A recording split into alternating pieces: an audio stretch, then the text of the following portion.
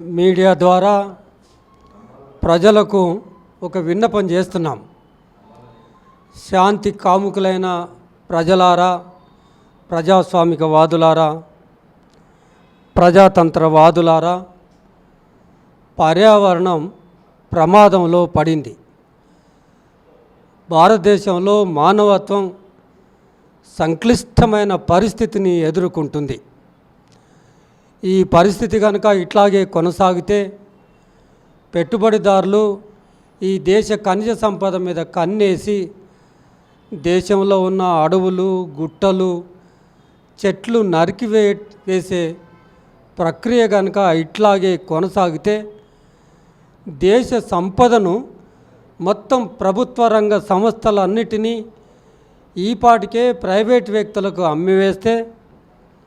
అమ్మివేయటమే కాకుండా ఇవాళ అడవులను నరికేసి ధ్వంసం చేసి అడవుల భూగర్భంలో ఉన్న ఖనిజ సంపదను అడవిని మొత్తం దుమ్ముతో ధూళితో కొట్టుకుపోయేలా చేసి అడవిలో ఒక్క చెట్టు లేకుండా నరికివేసి ఆ భూమాత గర్భంలో ఉన్న ఆ ఖనిజ సంపద ప్రైవేటు వ్యక్తులు తీసుకొని వెళ్ళే ఆ ప్రక్రియను కనుక మనం ఆపకపోతే గుర్తుపెట్టుకోండి, భారత సమాజం రేపు మనం ఏ సంపదను, ఏ సహజ వనరులను, సహజ సంపదలను, గుట్టలను, అడవులను, చెట్లను, పర్యావరణాన్ని, వాతావరణాన్ని, గాలిని వచ్చే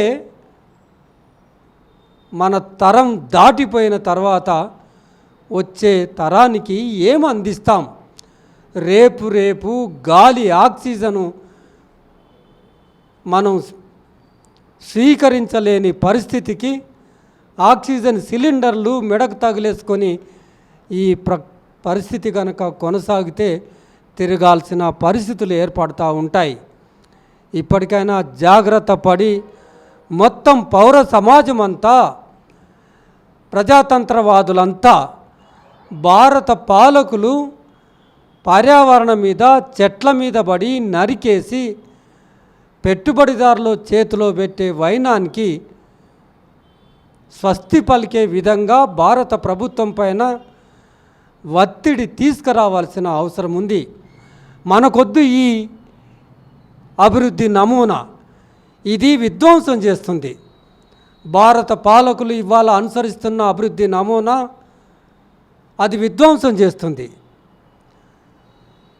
సహజ సంపదను వెలికితీసి ఆ సహజ సంపద ద్వారా, ఖనిజాల ద్వారా ఉత్పత్తి చేసి ఇతర దేశాలకు ఎగుమతి చేసి వచ్చే ఆ విదేశీ మారక ద్రవ్య నిల్వల చేత దేశంలో అభివృద్ధి పనులు చేయటం కోసం ఈ దేశంలో పేదరికాన్ని, దరిద్రాన్ని పారదాలే విధంగా ఆ ఆర్థిక శాస్త్ర సూత్రాలను పాటించటం కోసం దేశంలో నేషనల్ మినరల్ డెవలప్మెంట్ కార్పొరేషన్ను ప్రభుత్వాలే ఏర్పాటు చేసి ఉన్నాయి. ఆ ఖనిజ సంపదను వెలికి తీసి వాటిని ఎట్లా ట్రాన్స్ఫార్మ్ చేసి తద్వారా ఉత్పత్తి చేసి తద్వారా విదేశీ మారక ద్రవ్య నిల్వలను సమీకరించుకోవాలని చూసుకోవటం కోసం ఈ సంస్థలను ఏర్పాటు చేశారు. ఈ వ్యవస్థనంతా పక్కకెడతారు, ప్రైవేటు వ్యక్తులకు అప్పచెప్తారు. ప్రభుత్వ రంగ సంస్థలన్నింటినీ ఇవాళ దేశ సంపద మొత్తం ప్రైవేటు పరం అవుతే ఇక నీకు సంక్షేమ కార్యక్రమాలు కానీ, పేద ప్రజలు కానీ నివసించటానికి భారతదేశంలో ఏదైనా ఆస్కారం ఉంటుందా? భారతదేశంలో ఇప్పటికీ ఆకలి సావులు జరుగుతున్నాయని గ్లోబల్ హంగర్ ఇండెక్స్ చెప్తా ఉంది. దాదాపుగా 93,000 మంది రోజుకు రాత్రిపూట ఆహారం లేకుండా నిద్రపోతున్నారనే స్టాటిస్టిక్స్ చెప్తా ఉన్నాయి. 80 కోట్ల మందికి మేము పబ్లిక్ డిస్ట్రిబ్యూషన్ సిస్టమ్ ద్వారా నిత్యావసర సరుకులు అందజేస్తున్నామని గొప్పగా చెప్పుకుంటున్నారంటే దేశంలో 80 కోట్ల మంది ఆకలితో అలమటిస్తున్నారు అనే కదా. ఎంత లింగ వివక్ష ఉంది భారతదేశంలో, ఎంత ఆర్థిక అసమానతలు ఉన్నాయి, ఎంత దరిద్రం ఉంది, ఎంత పేదరికం ఉంది, నాణ్యమైన విద్య లేదు. ఒక వ్యక్తి కనుక అనారోగ్యంతో పీడితుడు అవుతే 20 సంవత్సరాల వెనక్కిపోయే పరిస్థితి, ఆరోగ్యాన్ని కొనలేక ప్రాణాలు పోగొట్టుకునే పరిస్థితి ఉన్న ఈ భారత సమాజం, భారతదేశంలో ఏ సమస్య లేనట్టుగా కేవలం భారత సమాజాన్ని పట్టి పీడిస్తున్నది కేవలం మావోయిస్టులే అన్నట్టుగా చిత్రీకరణ చేసి మావోయిస్టులను అంతమొందించటం కోసం ఒక తేదీని నిర్ణయించి ఆ తేదీ లోపల అంతమొందించటం కోసం ఎంత ప్రజాధనాన్ని వెచ్చిస్తున్నారు. భారత ప్రజలు చెమటోడ్చి సంపాదించిన ఆ సంపదను వేలాది క్యాంపులు దండకారణ్యంలో పెట్టి దాదాపుగా మా లెక్కల ప్రకారంగా 650 క్యాంపులు ఉన్నాయి. 7 లక్షలకు పైగా భారత సైన్యం ఉంది. భారత సైన్యం ఉపయోగించే యుద్ధ శకటాలు తిరుగులాడుతున్నాయి. భారత సైన్యం సంచరిస్తున్న క్రమంలో ఒక్కటి ఆలోచించాల్సింది ఏంటంటే, ఆదివాసీ జీవితాలు అడవితో ముడిపడి ఉన్నప్పుడు ఆ సందర్భంలో అక్కడ భారత సైన్య బలగాలు తిరుగాడుతుంటే వీళ్ళు అడవికి వెళ్ళగలరా? ముఖ్యంగా ఆ ఆదివాసీ మహిళలు అడవికి వెళ్ళి ఫలాలు, ఆ పండ్లు తీసుకొచ్చి, ఇప్పుడు సీజనల్లా తునికాకి వెళ్ళాలి మహిళలు. ఈ ఎండాకాలం సీజన్లో పండ్లు తెచ్చుకోవాలి, ఇప్పపూలు తెచ్చుకోవాలి, మొర్రి పళ్ళు తెచ్చుకోవాలి, అవి తినాలి వాళ్ళు. వేరే ఆహారమే లేదు అది. అటువంటి పరిస్థితిని ఒక్కసారి ఊహించుకొని వాళ్ళు అడవులకు ఎట్లా వెళ్ళగలరు? అంటే ఈ మొత్తం 525 మందిని చంపేసిండ్రు మీరు ఇప్పటి వరకు. అందులో ఆదివాసీలే 400 మంది చనిపోయారని, మహిళలు 150 మంది చనిపోయారని మేము చెప్తున్నాం. అది నిజమా అబద్ధమా? ఒక స్వయం ప్రతిపత్తి గల సంస్థ చేత మీరు న్యాయ విచారణ జరిపించాలి. ఇవాళ 21 మే 2025 నాడు జరిపిన బూటకపు ఎన్కౌంటర్లలో మావోయిస్టు పార్టీ ప్రధాన కార్యదర్శి కేశవరావును, ఆయనతో పాటుగా నవీను, మరో 3 మరో 28 మందిని చంపారు.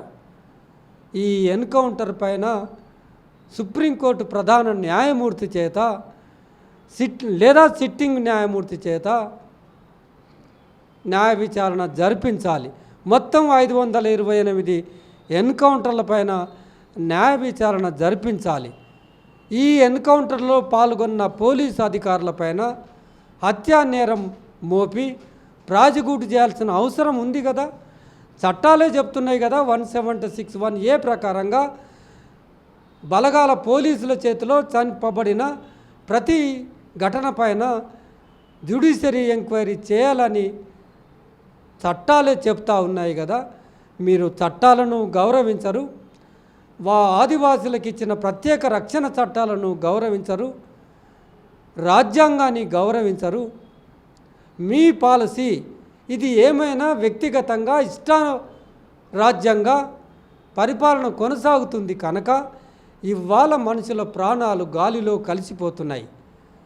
అత్యవసర పరిస్థితిని ప్రకటించిన విధంగా ఇవాళ దేశంలో ప్రాథమిక హక్కులు రద్దు కాబడ్డాయి. ఈ నరమేధానికి తక్షణమే ముగింపు పలకాలని, మొత్తం భారత సమాజం ఒత్తిడి తేవాలని భారత సమాజానికి విజ్ఞప్తి చేస్తూ ఉన్నాం. కాల్పుల విరమణ భారత ప్రభుత్వం ప్రకటించాలి. ఇప్పటికైనా మిగిలిన నంబాల కేశవరావు ఆయన విడుదల చేసిన ఫోటోను మీరు గమనిస్తే ఏదో రకంగా చేతిలోకి ప్రాణాలు తీసుకొని చంపినట్టుగా మనకు అర్థమవుతుంది. మీకు చిత్తశుద్ధి ఉంటే ఒక ప్రధాన కార్యదర్శి చేతిలోకి దొరికినప్పుడు ప్రాణాలతో ఆయనతో చర్చలు జరపవచ్చు కదా.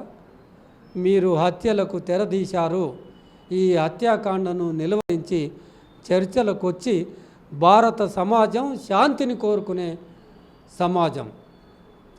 శాంతి కాముకులంతా భారత పాలకులపైన ఒత్తిడి తీసుకొచ్చి చర్చలకు వాళ్ళు వచ్చేలాగా చేసి భారత సమాజంలో శాంతి నెలకొనే విధంగా చూస్తారని ఒక అప్పీల్ చేస్తున్నాం. భారత ప్రభుత్వాన్ని డిమాండ్ చేస్తున్నాం. చర్చలకు దిగి వచ్చి చర్చలు జరపాలని పౌరాకుల సంఘం డిమాండ్ చేస్తూ ఉంది. విదేశాల్లో ఉన్నత విద్యను చదువుకోవాలని అనుకుంటున్నారా? అయితే వెంటనే ఫ్లైగ్రాడ్ ఓవర్సీస్ ఎడ్యుకేషన్ కన్సల్టెన్సీని సంప్రదించండి. మీ విదేశీ కలలను సాకారం చేసుకోండి. ఫ్లైగ్రాడ్